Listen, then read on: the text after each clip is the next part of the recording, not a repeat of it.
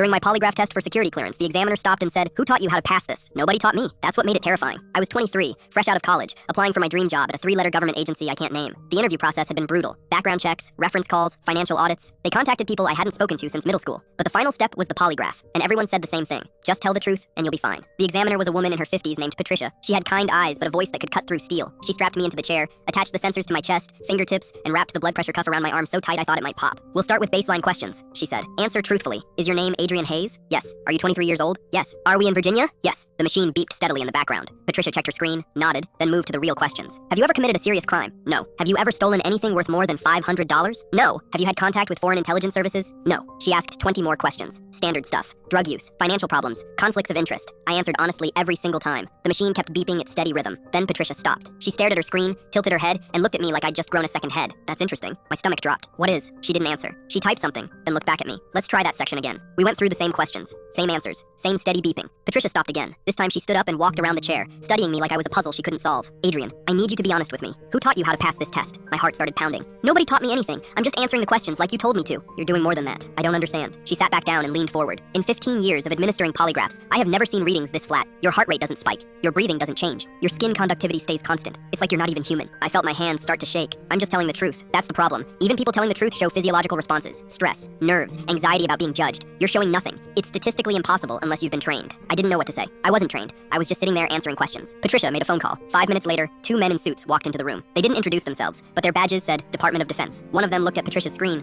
then at me. "Run it again. Different questions." Patricia asked me things I wasn't prepared for. Personal things. Embarrassing things. Questions designed to provoke a reaction. I answered them all honestly, and the machine kept its steady rhythm. The 2 men exchanged a look. "Adrian," one of them said, "we need you to come with us." I thought I was getting arrested. Instead, they took me to a different building, a medical facility. They ran tests. MRI, EEG, blood work. They asked me about my childhood, my health history, if I'd ever been hospitalized. After 6 hours, a doctor sat down across from me. "You have a condition," she said. "What kind of condition?" "Your autonomic nervous system doesn't respond to stress the way most people's does. It's extremely rare. We've only documented a handful of cases worldwide." I blinked. "Is that bad?" "Not medically, but it means you can't take a standard polygraph. Your body doesn't produce the physiological markers we use to detect deception." "So what does that mean for my clearance?" She paused. "It means we can't use the polygraph to verify your answers. We'll have to rely on other methods." I thought my career was over before it started. But 3 weeks later, I got a call. They'd approved my clearance. Turns out, they'd done the most thorough background investigation in the agency's history, interviewed everyone I'd ever known, reviewed every document I'd ever signed, analyzed my financial records going back to my first bank account at age 12. When I showed up for my first day, Patricia was in the hallway. She stopped me. "I looked into your condition," she said. "Read the research papers. It's fascinating." "Yeah, apparently I'm medically incapable of freaking out." She smiled. "That'll serve you well in this line of work." She was right. 10 years later, I'm still here. And whenever someone asks me how I handle high-pressure situations, I just shrug. Turns out, I was literally born for this job. The irony is, I spent my whole life thinking something was wrong with me. Teachers said I was too calm. Friends said I never got excited about anything.